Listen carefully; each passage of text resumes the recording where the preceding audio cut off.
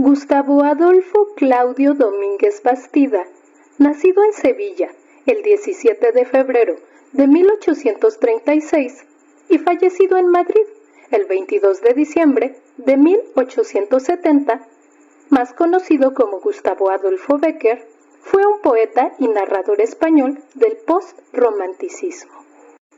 Uno de los libros más populares de la literatura hispana es Rimas y Leyendas, un conjunto de poemas y relatos reunidos que él escribió. Un dato curioso es que el apellido Bécquer es y era bastante común en Alemania y Flandes. Proviene del oficio de panadero, ya que en neerlandés la palabra sería bakker y en alemán bakker. Aparte de ser periodista, escribió 28 narraciones del género leyenda, algunas de ellas perteneciendo al género relato gótico o de terror. Publicado en el periódico El Contemporáneo el 17 de abril de 1862, hoy les ofrecemos El Miserere. Hace algunos meses que, visitando la célebre abadía de Fitero y ocupándome en revolver algunos volúmenes en su abandonada biblioteca, descubrí en uno de sus rincones 2 o 3 cuadernos de música bastante antiguos, cubiertos de polvo y hasta comenzados a roer por los ratones. Era un Miserere. Yo no sé la música, pero le tengo tanta afición que, aun sin entenderla, suelo coger a veces la partitura de una ópera y me paso las horas muertas hojeando sus páginas, mirando los grupos de notas más o menos apiñadas, las rayas, los semicírculos, los triángulos y las especies de etcéteras que llaman llaves. Y todo esto sin comprender una jota ni sacar maldito el provecho. Consecuente con mi manía, repasé los cuadernos y lo primero que me llamó la atención fue que, aunque en la última página había esta palabra latina, tan vulgar en todas las obras, finis, la verdad era que el Miserere no estaba terminado, porque la música no alcanzaba sino hasta el 10º versículo.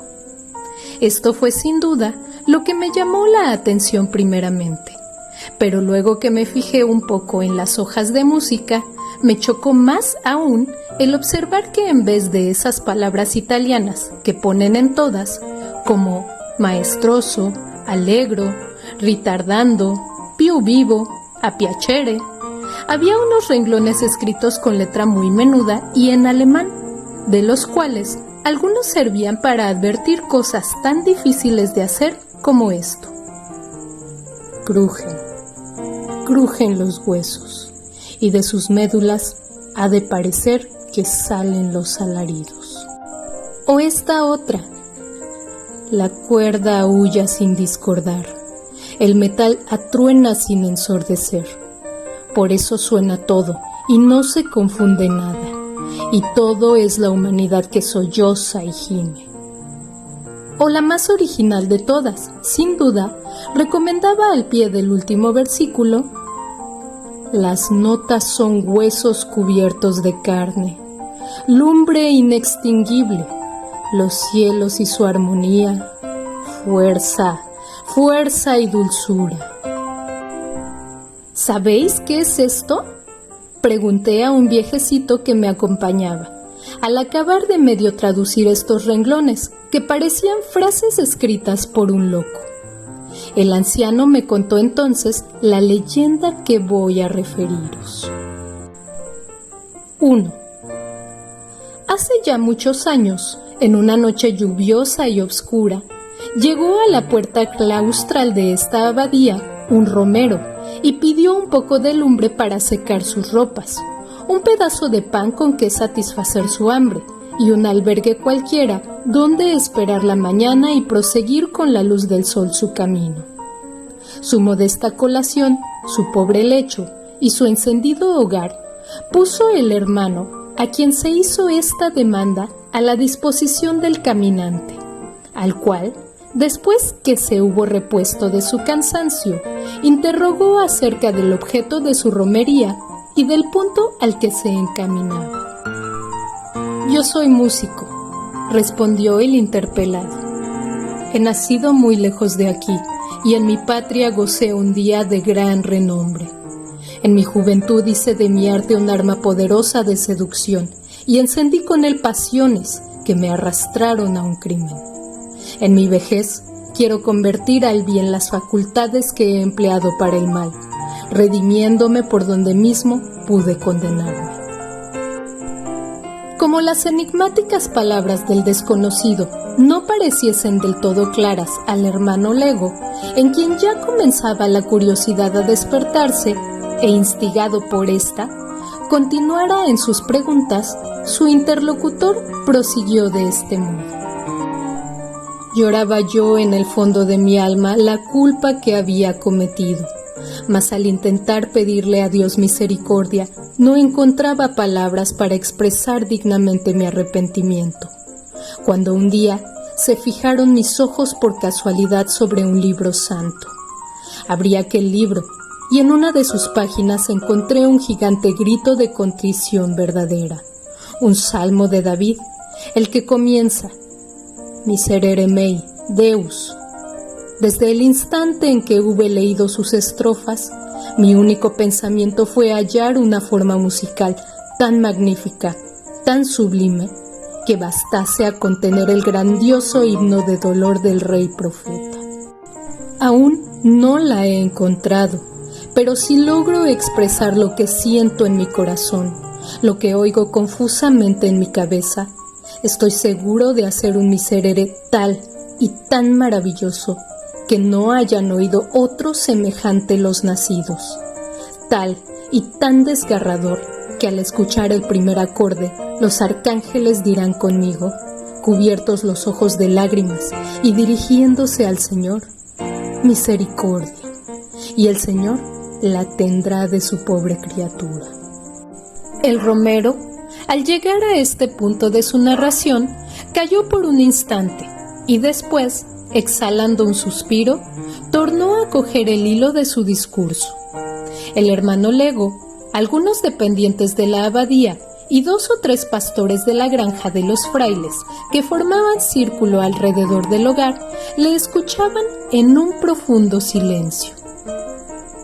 Después, continuó: de recorrer toda Alemania, toda Italia y la mayor parte de este país clásico para la música religiosa, aún no he oído un miserere en que pueda inspirarme. Ni uno. Y he oído tantos que puedo decir que los he oído todos. ¿Todos?, dijo entonces, interrumpiéndole, uno de los rabadanes. ¿A que no habéis oído aún el miserere de la montaña? El miserere de la montaña, exclamó el músico con aire de extrañeza. ¿Qué miserere es ese? ¿No dije?, murmuró el campesino, y luego prosiguió con una entonación misteriosa. Ese miserere que solo oyen por casualidad los que, como yo, andan día y noche tras el ganado, por entre breñas y peñascales. Es toda una historia muy antigua, pero tan verdadera como, al parecer, increíble. Es el caso que, en lo más fragoso de esas cordilleras de montaña que limitan el horizonte del valle, en el fondo del cual se halla la abadía, hubo hace muchos años, ¿qué digo muchos años? Muchos siglos, un monasterio famoso, monasterio que, a lo que parece, edificó a sus expensas un señor con los bienes que había de legarle a su hijo, al cual desheredó al morir, en pena de sus maldades. Hasta aquí todo fue bueno, pero es el caso que este hijo, que por lo que se verá más adelante debió ser la piel del diablo, si no era el mismo diablo en persona, sabedor de que sus bienes estaban en poder de los religiosos y de que su castillo se había transformado en iglesia, reunió a unos cuantos bandoleros camaradas suyos en la vida de perdición que emprendiera al abandonar la casa de sus padres, y una noche de Jueves Santo, en que los monjes se hallaban en el coro y en el punto y hora en que iban a comenzar o habían comenzado el Miserere, pusieron fuego al monasterio, entraron a saco a la iglesia, y a este quiero, a aquel no, se dice que no dejaron fraile a vida. Después de esta atrocidad, se marcharon los bandidos y su instigador con ellos. ¿A dónde? No se sabe. A los profundos, tal vez. Las llamas redujeron el monasterio a escombro. De la iglesia aún quedan en pie las ruinas sobre el cóncavo peñón de donde nace la cascada que, después de estrellarse de peñón en peñón, forma el riachuelo que viene a bañar los muros de esta abadía. Pero, interrumpió impaciente el músico, ¿y el Miserere? Aguardaos, continuó con gran sorna el Rabadán, que todo irá por partes. Dicho lo cual, siguió así su historia. Las gentes de los contornos se escandalizaron del crimen. De padres a hijos y de hijos a nietos se refirió con horror en las largas noches de velada, pero lo que mantiene más viva su memoria es que todos los años, tal noche como en la que se consumó, se ven brillar luces a través de las rotas ventanas de la iglesia y se oyen como una especie de música extraña y unos cantos lúgubres y aterradores que se perciben a intervalos de las ráfagas de aire. Son los monjes, los cuales, muertos tal vez, sin hallarse preparados para presentarse en el tribunal de Dios, limpios de toda culpa, vienen aún del purgatorio a impetrar su misericordia, cantando el Miserere. Los circunstantes se miraron unos a otros con muestras de incredulidad. Solo el romero, que parecía vivamente preocupado con la narración de la historia, preguntó con ansiedad al que la había referido. ¿Y decís que ese portento se repite aún? Dentro de 3 horas comenzará sin falta alguna, porque precisamente esta noche es la del Jueves Santo, y acaban de dar las 8 en el reloj de la abadía. ¿A qué distancia se encuentra el monasterio? A 1 legua y media escasa. Pero, ¿qué hacéis? ¿A dónde vais con una noche como esta? «Estáis dejando de la mano de Dios», exclamaron todos, al ver que el romero, levantándose de su escaño y tomando el bordón, abandonaba el hogar para dirigirse a la puerta. ¿A dónde voy? A oír esa maravillosa música, a oír el grande, el verdadero Miserere, el Miserere de los que vuelven al mundo después de muertos y saben lo que es morir en el pecado. Y esto diciendo, desapareció de la vista del espantado lego y de los no menos atónitos pastores.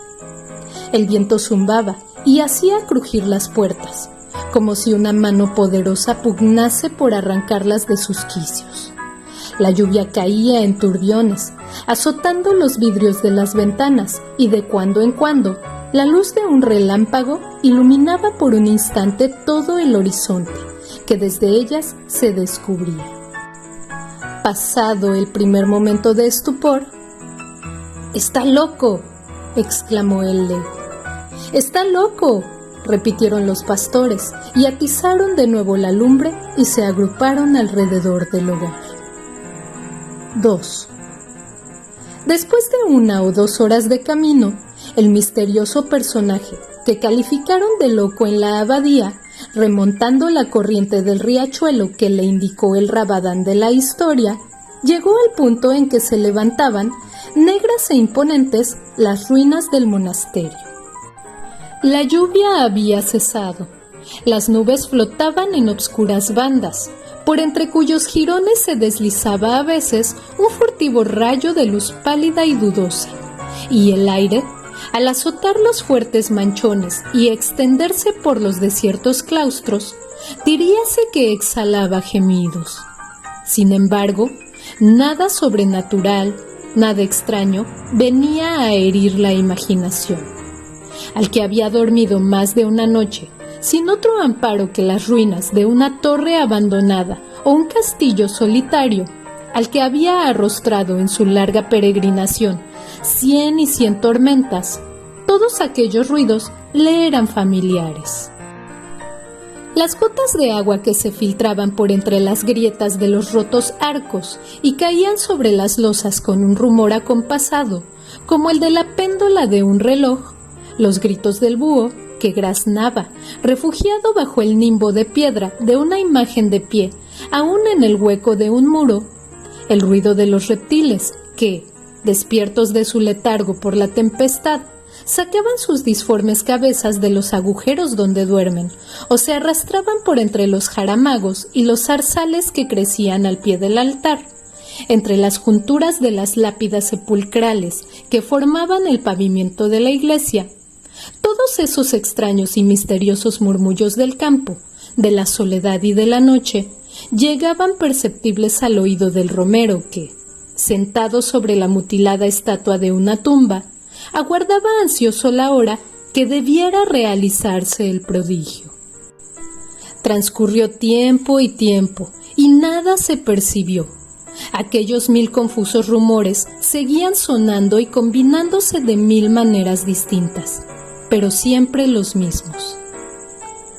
«Si me habrá engañado», pensó el músico, pero en aquel instante se oyó un ruido nuevo, un ruido inexplicable en aquel lugar, como el que produce un reloj algunos segundos antes de sonar la hora. Ruido de ruedas que giran, de cuerdas que se dilatan, de maquinaria que se agita sordamente y se dispone a usar de su misteriosa vitalidad mecánica.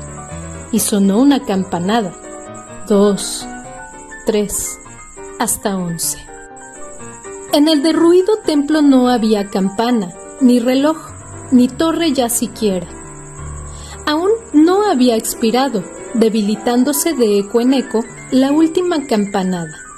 Todavía se escuchaba su vibración temblando en el aire, cuando los doseles de granito que cobijaban las esculturas, las gradas de mármol de los altares, los sillares de las ojivas, los calados antepechos del coro, los festones de tréboles de las cornisas, los negros machones de los muros, el pavimento, las bóvedas, la iglesia entera comenzó a iluminarse espontáneamente, sin que se viese una antorcha, un cirio o una lámpara que derramase aquella insólita claridad.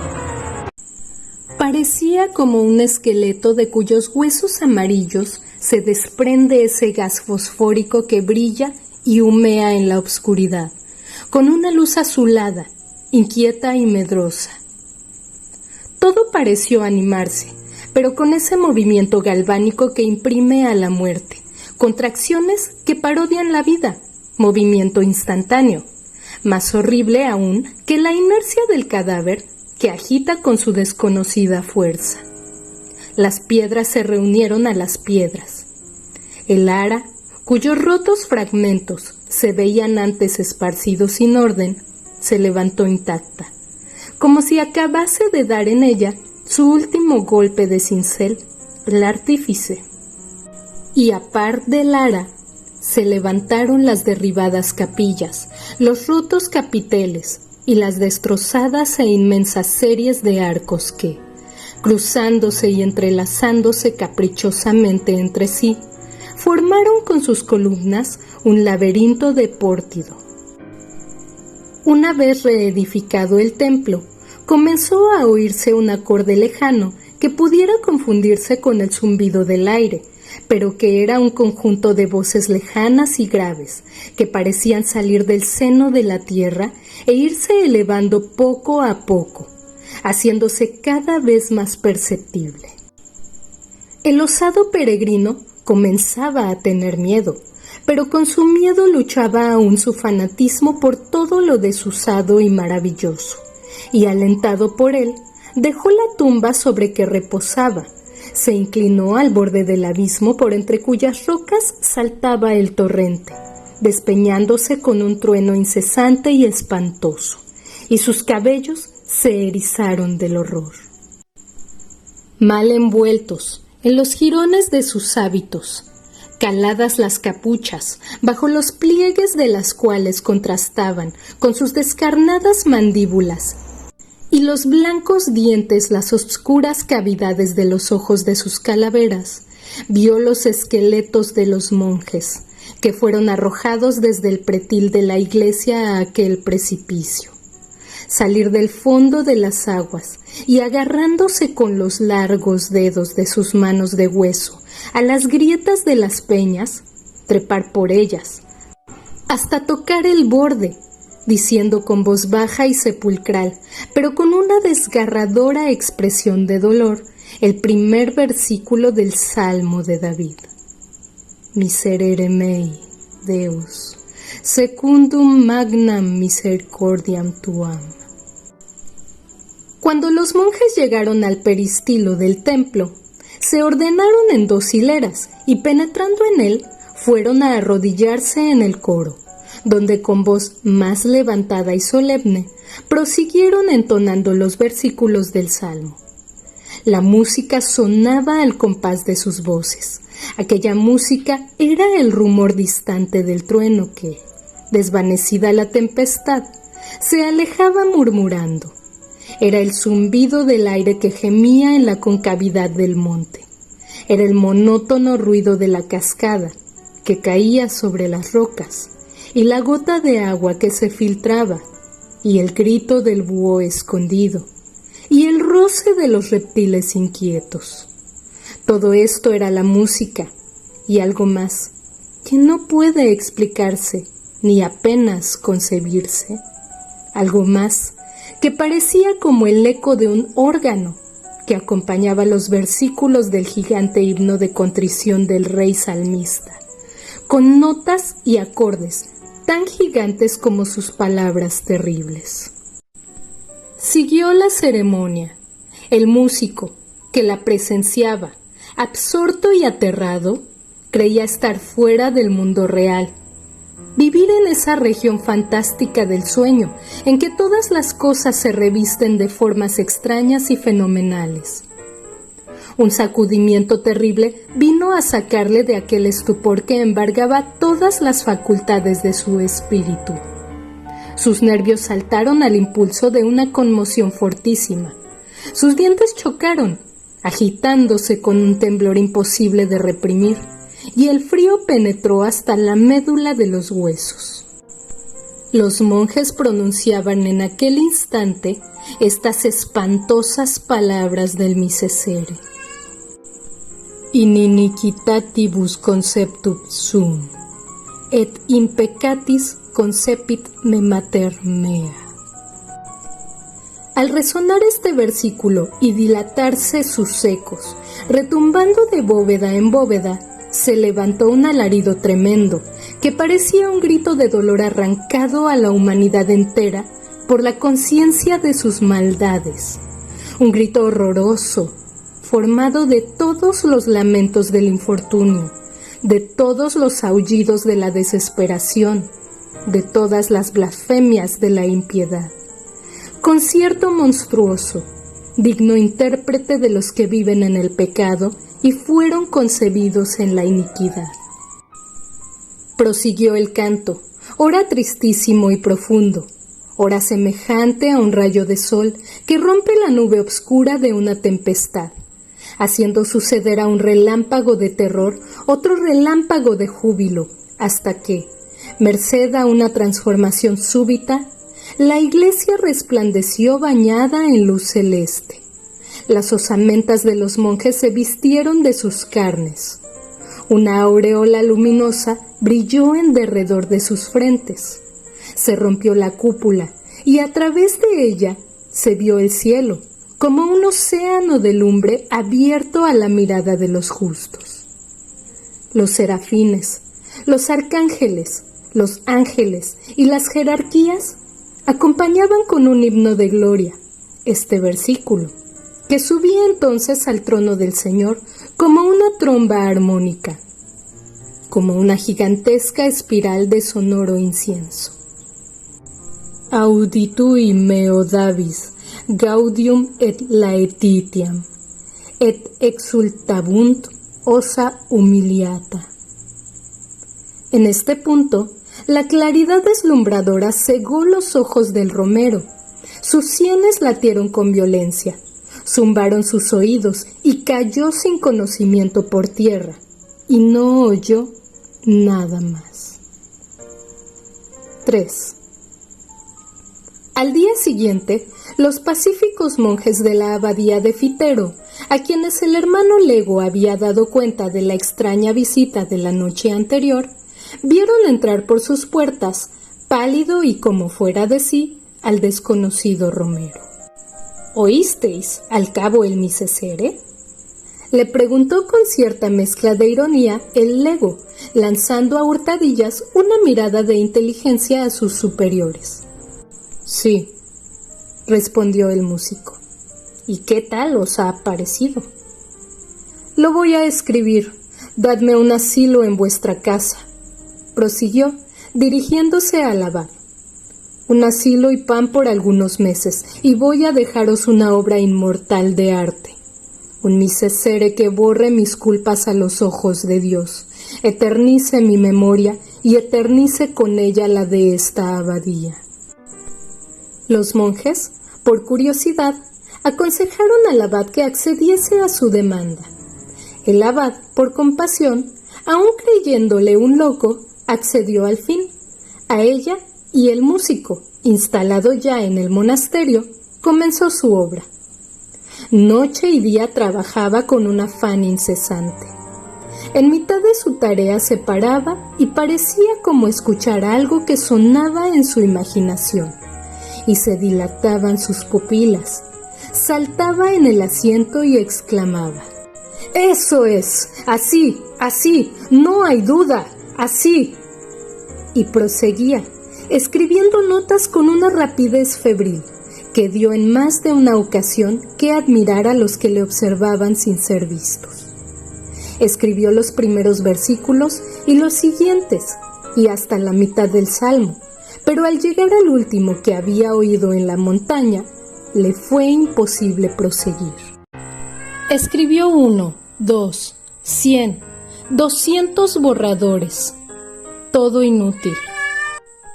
Su música no se parecía a aquella música ya anotada, y el sueño huyó de sus párpados y perdió el apetito, y la fiebre se apoderó de su cabeza y se volvió loco, y se murió en fin, sin poder terminar el Misesere que, como una cosa extraña, guardaron los frailes a su muerte, y aún se conserva hoy en el archivo de la abadía. Cuando el viejecito concluyó de contarme esta historia, no pude menos de volver otra vez los ojos al empolvado y antiguo manuscrito del Misesere, que aún estaba abierto sobre una de las mesas. Impecatis concepit me mater mea.